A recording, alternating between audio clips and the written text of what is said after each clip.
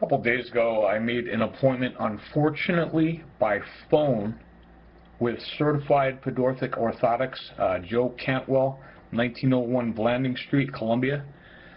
I had an 11 o'clock appointment today to be recasted for a new socket on a new prosthetic. I've outgrown the old one. It's very uncomfortable to wear. I don't have the same longevity as if I had a new socket. Today is 3 November 15, and I had an 11 o'clock appointment with Joe Cantwell. Upon arrival, Joe was very aggressive. He was very mad. There was something wrong, and he confronted me about posting a YouTube video to protect myself on how the police were poisoning people and murdering people. Joe explains a little bit. They don't care if you die. They just don't want you to die in their equipment. I'd like you to go now to my YouTube, police lying about everything and admit things. You can hear this Charleston cop stating how he's going to kill me and then plant a gun or a knife on me. You hear Joe Cantwell, he talks a little bit about the police. They don't care if I die. They just don't want me to die with their equipment. They don't want to shoot me with their gun. So as this Keith Hudson explains, they plant a gun or knife on you or make it look like a suicide. I've been going to a doctor's appointment and having someone harass and threaten you like this. After 30 seconds, a minute of this, he gets to his true agenda and starts confronting me and letting me know it's about the YouTube. That's dangerous, no? No. For you? No. Absolutely not. I'm going to put this on your show. I got to Google death civil. You notice right after he makes his death threats, I said, well, that sounds dangerous, isn't it? You know, what's going on? He says, well, I've got to Google Doug Sattel YouTube. He'll let you know what the true agenda is. I have a grievance written, documents 1 through 26. There is a grievance, something was insurance fraud that was occurring and happening at TPH. I tried to order a prosthetic suspension sleeve which holds my prosthetic on, and they would not let me order this sleeve. I went to the prosthetic department at the PT place at TPH, and a guy came in and said, hey, how you doing? I don't know why I'm here. I have my provider. He can FedEx me a new sleeve. This guy casted me for new leg. I said, I don't understand what you're doing. He said, well, in order for you to get a new sleeve, I have to cast you. I said, no, you don't. Instead of him giving me a new sleeve, he came in a few days later and with a new leg. And I said, I don't understand. What is this? He says, I'm making you a new leg. I said, well, I didn't order a new leg. I just need a sleeve, which costs $40. Who's going to pay for this? He says, well, you have Medicaid. And I said, so you're going to charge Medicaid for a new leg that I didn't order and I don't want? And I told him, look, I know you need a script for this. There is a grievance written in documents 1 to 26 against this TPH for doing that. The guy was going to charge Medicaid. I said, well, look, how much are you going to charge Medicaid? He says, $4,800. Note, $4,800. I know in the past these guys always try and take advantage of people and situations and rob insurance companies. You hear them robbing credit cards through keystroke viruses in the computer, admitting that they're robbing my Golden Corral account. And I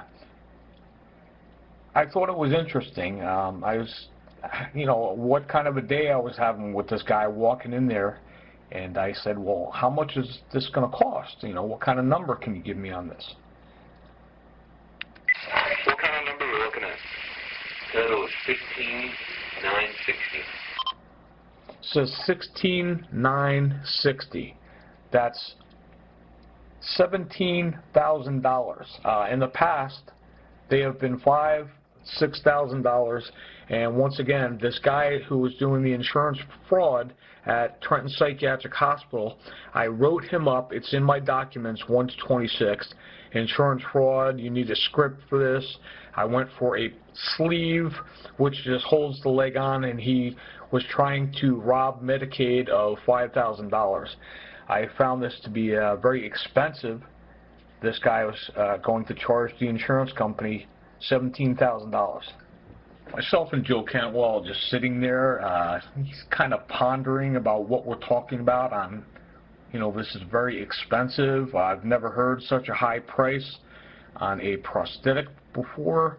And you can tell he's feeling a little guilty and just comes out with, I don't upcharge people. I mean, why would he say that?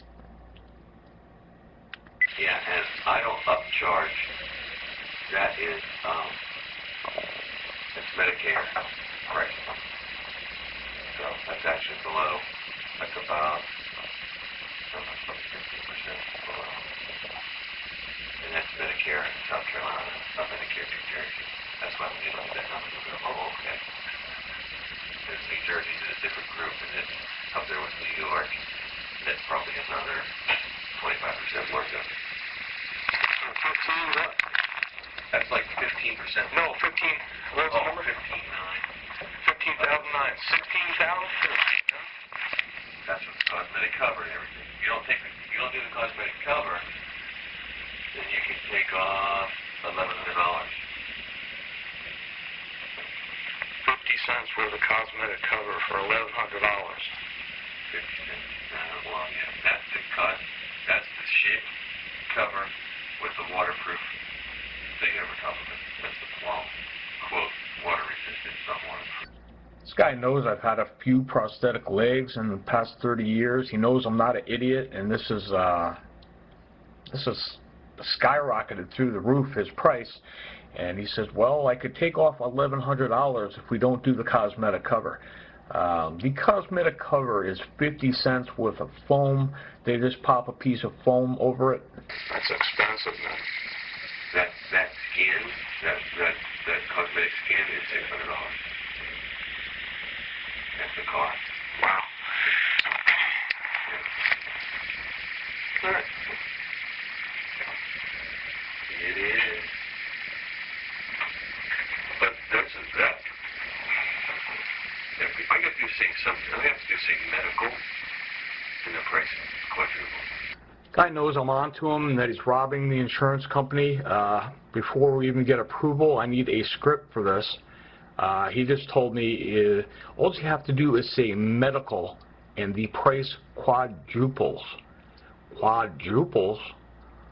Once again, the guy that was trying to pull the insurance fraud at TPH, which you see in my docs, I wrote him up on a grievance. He told me for the same type product, he was going to charge me $4,800. I'm like, $4,800? I didn't even order this. Why are you trying to rob the insurance company for something I didn't order, I didn't need, and I didn't want? So you see this guy, Joe, now, he's saying, all you have to do is mention medical and the price quadruples, which makes sense. In the past, they've cost $4,800. He wants to charge $16,900. I don't go and get a new leg every 2 years like you're supposed to. This is made in '09. The last time he made this. I don't do something unless I absolutely need to do it. You can hear my daughter, Danielle Sattel, 1387, talking about the difference between needs and wants. At this point, I need a new socket. And what he's doing now is sending me on a wild goose chase all over the place to doctors that he's sending me to try and get a prescription for this. And when I get to the doctor, they say, oh, well, we don't do that. The doctor he sent me was on Gregg Street. It was a couple blocks away. And there was no lines, nothing. You know, he's making it seem like I just go in there. He knows this guy. I go in, and they're all laughing, and they say, the doctor won't write you a prescription. And I said, well, why? I don't understand. You know, I need this. And they sent me somewhere else. But I want you to pay attention to what this Joe Cantwell says next. Seems like everything's going to be okay. Yep, just go get the prescription. We'll fax it to them. They'll start to work on the new prosthetic.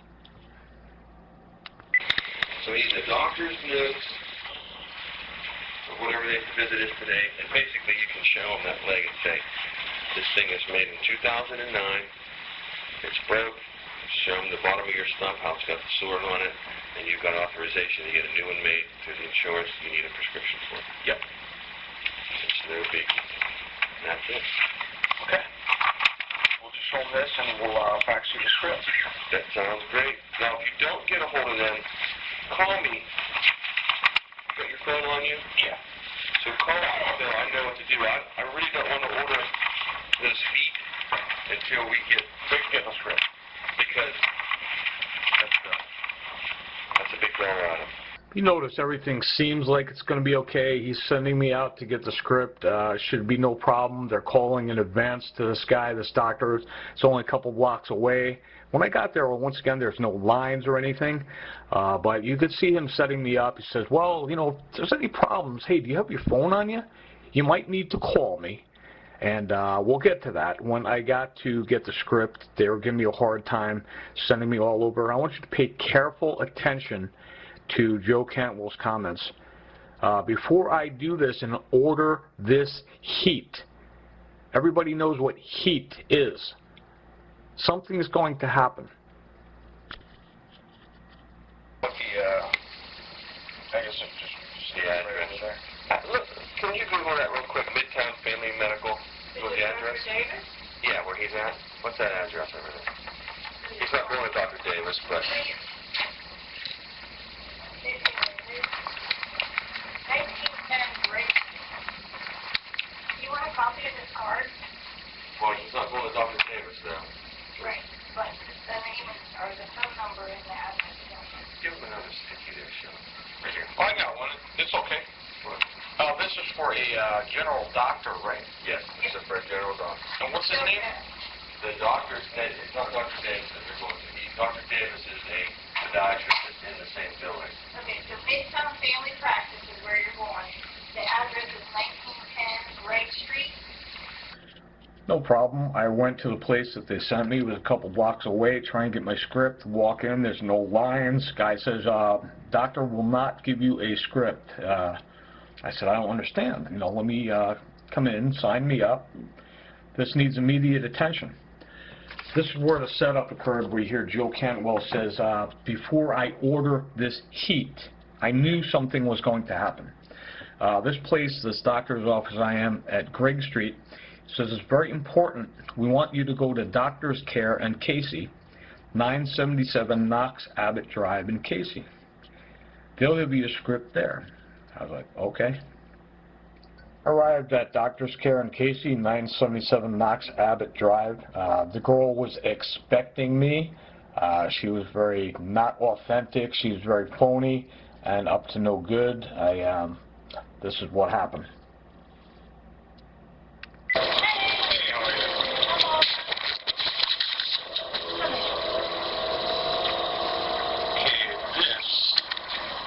Prosthetic acting. We're making a new socket leg, and he wants you to write a script. Just show the doc that you want to get a script. Explained to her that I was referred to her by somebody else. Once again, she already knew I was coming. After I told her I just need a script, you know, sign me up and have the doctor look at my leg and look at the prosthetic guy's what he needs written on a paper, and you know, check it out and write a script for me. She went in the back and talked to the doctor, and he said, no, I won't do it. They're making it impossible for me to get the script, so I cannot get the service that I need. She came back, told me she spoke to the doctor. He refused to do it. And I said, look, I went to the primary care doctor up there on Gregg Street, and they told me to come down by you. I told her I was having skin breakdowns and really needed this. Really, getting skin breakdowns and stuff, we gotta get it.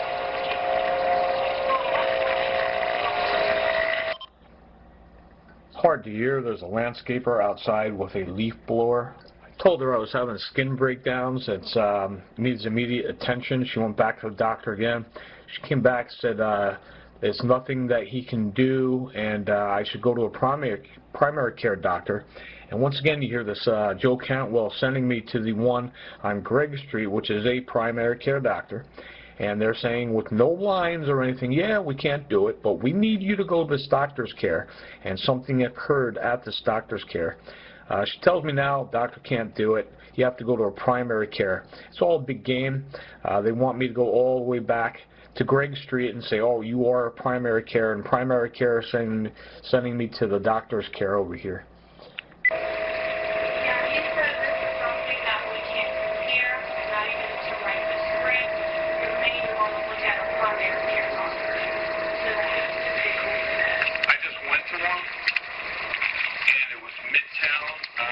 Medicine up there by that prosthetic shop on Spring Street, and they said they won't do it. Go to see urgent care, doctor's care. Yeah, well, he's not going to do it. It's more like a primary care, and it's like prosthetics put in, or he says he's not going to do it. What's his name? Dr. Ledward? Can you check to refer me to somebody that will do it? Asking me doesn't know exactly who's doing it. You just had a primary care physician that you would probably have to see who's taking the patient to get yourself situated. You guys, what's the name of your Here? doctor's care? Walk-in For urgent care. for urgent care. Yes, sir. Primary practice. Not necessarily, because if you need like an internal medicine or we'll send you to rural outdoors, so maybe you could see pretty much your urgent care, or if you're like in the air, your chest pain or something, EMS right out. You already hear this Keith Hudson admitting that he's poisoning water and food. Bingo. This girl says, yes, we are in urgent care, doctor's care, where walk-ins can come in, and when you complain about chest pains, we EMS you right out. After this was done, I walked outside. There was a Lexington County ambulance blocking my car in and wouldn't let me out. And I've got the end of my leg from the old socket is getting tore up, so we need to get that prescription. And Midtown West Medicine up on Gregg Street referred me to you guys and said that he was a primary physician and took long. Yes, but he, to see it's up to the doctor's discretion, if they feel comfortable doing that, and with him, he could prescribe walk-in medicine. That's something that they will do. Like your prescription that doctors here will not write for, even though his license is primary care, but our setting is urgent care. This is pretty urgent. She says, well, it's got to be urgent. You already heard her say, well, if you come in here with chest pains, we EMS you out. I was like, what? When I walked outside, once again, there was a Lexington County ambulance blocking my car in. The landscapers were like, what the heck is going on? This ambulance driver was standing outside his ambulance, and for about 5 or 10 minutes, he sat there, and I was looking at him like, what are you doing? He finally got into his ambulance and moved out of the way so I could pull my car around. The other doctors can see if that doctor's willing to do it, but I don't keep that. She just said after all that, once again, they knew I was coming. This place up there on Gregg Street called them and told them, look, we got this guy coming down. We want you to harass him. And have the doctor tell him, you know, don't give him any treatment, any service. So she says, well, the other doctors will do it, but he said that he won't. Serena? Thanks a lot. You're welcome. All right, have a good one. You too. You refer back to the earlier conversation this day, probably half an hour, 40 minutes before this other incident. This Joe Cantwell says, well, I'm going to order the heat. And he's looking at me. I'm like, what the heck is going on now? The big surprise is when I got outside to try and get back in my car once again, there was an ambulance blocking the way, and the driver was standing outside the ambulance, and I'm looking at him, he's looking at me, and I'm like, okay, when's this guy going to move this stupid ambulance? I left Casey, went to Route 1 in West Columbia, started heading towards 20. This ambulance, Lexington County Ambulance, CG Charlie Golf 71159, followed me all the way to Route 20. And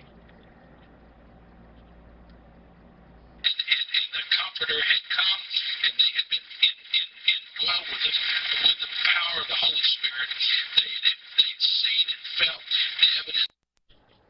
After getting the runaround from 3 doctors purposely harassing me, and ambulances harassing me, ambulances following me around, everybody deserves a quality of life. Everybody deserves the quality of health and health care service. I next drove all the way to Aiken on Whiskey Road and went to my doctor, and these are the results after seeing my doctor. Hi, Tawanda, Doug Satel. You guys were my primary care physician. Give me 1 second. I'm going to put you back where I can talk to you in private. Oh, no, I'd like to speak in public, if you don't mind. There's a room full of people, and she does not want them to witness her denying me health care and saying the doctor will not see me and look at my leg, which you can hear this guy, Joe Cantwell, after observing it, noticing that there are a lot of sores and skin breakdowns, and it's was pretty nasty down there. And you can hear it, oh, she knows who I am. Oh, I want to talk to you in private in a room so nobody can hear. I said, no way. I want to talk to you in public in front of witnesses. At this point, I cannot be alone in a room with anyone. They're going to lie and tell them that I told them something absolutely insane, crazy, off the wall, some kind of an evaluation I need, and ambulances to come, rush them out of here. So I said, no, I don't think that's a good idea. Going into a room with you, you notice how aggressive she is and how quickly she wants to get me in a room where no witnesses can hear what we're talking about. I told her I don't think that that's a very good idea. I'm just looking for a prescription to get a new prosthetic. I'll take you around and into the exam room and we'll talk about it. She again, after I just told her, oh, no, that's okay. I don't want to be alone in a room with you. I would like to speak to you in public so everyone can witness. She says, oh, I'll take you around into the exam room. This is the office manager at my doctor's office. They know me. The doctor has looked at my leg before and wrote a prescription for my last prosthetic. And the reason I am talking now to the office manager, Tawanda, is because the receptionist knew who I was when I got there. She said, oh yeah, the doctor is not going to write you a prescription. I said, well, you guys are my primary care physician. I've been here. I have records there. I have charts there. And why are you telling me that the doctor is not going to write me a prescription? You haven't even talked to me or taken a look at what's going on. So I said, well, I want to talk to the office manager.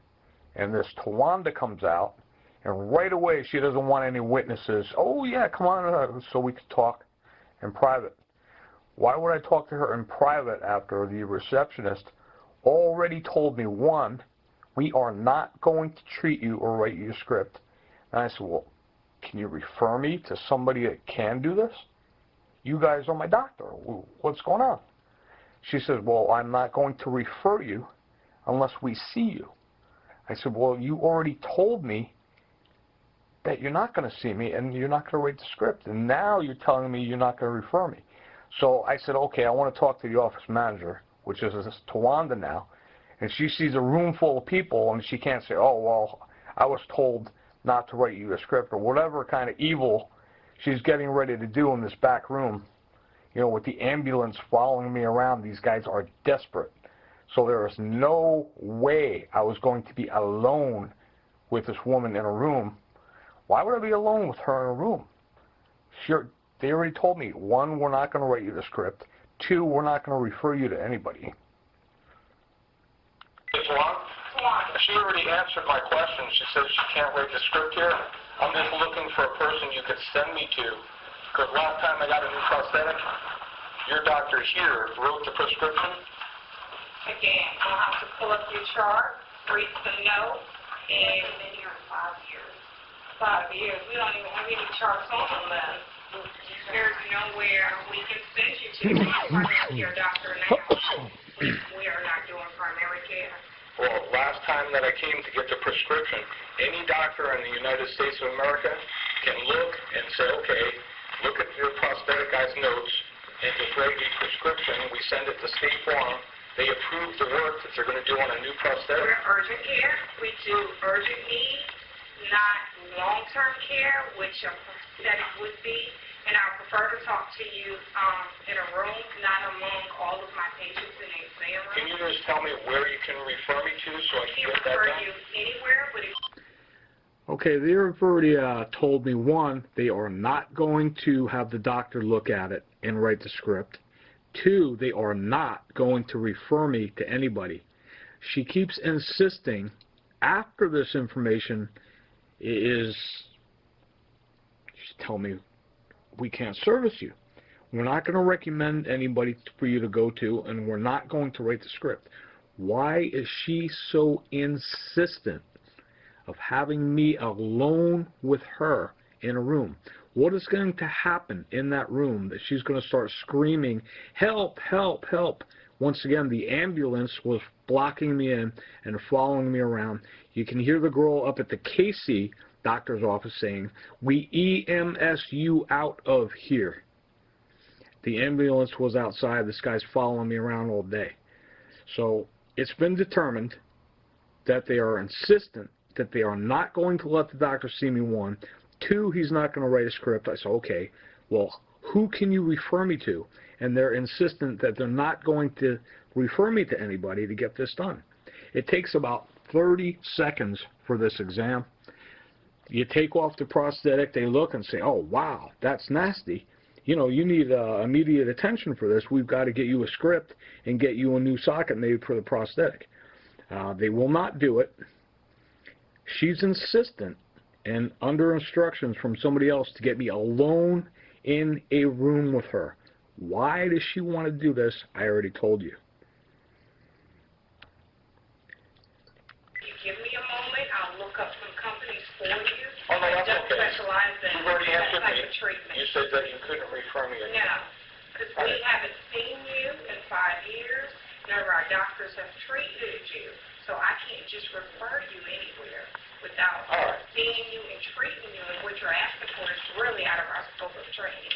Because last time I got the prescription for it was here. That's And a lot has changed within the last 5 years. All right. So you're saying that there's no one that you can refer me to, and there's no one here that can write a script. That's all I need to know. I've got all the information. I can't refer anybody anywhere without seeing them. She already told me it's been determined 100 times. They refuse to see me. I've been to this place at least 5, 6, 7 times regarding this matter in the past. This is my doctor. I said, oh, we don't have any charts. Oh, we've got to look at his chart. Oh, we can't refer you to anybody unless we see you. And at the same time, the game is, well, we're not going to see you. So these guys won't see me. They won't refer me to anybody. And they're saying now that they won't refer me to anybody unless they see me. And I'm saying, well, why won't you see me? It's just a big game. There is no reason after learning this that, 1, they won't have the doctor look at it and write the script. 2, they won't refer me to somebody else. And she wants to be alone with me in a room. Think. Let me back up. I can't refer anybody anywhere. I'm not an MD. A MD or MP or PA has to authorize me to refer somebody. Notice she just said she's not an MP. That means military police. Anywhere. All right. Without them seeing you, evaluating evaluating me, I don't understand. I've already come into this place. This is my doctor. Imagine going to your doctor who has seen you a million times in the past, and they're telling you, we won't see you, and the doctor won't write the script. Well, okay. Can you tell me some place where I can go to get the script? I really need this. Here in this hospice, we take care of urgent care needs. Right. Minor cold illnesses, stuff that people can't get in to see their primary care, cuts, EKGs. I understand all of that you're saying, but the last time I got the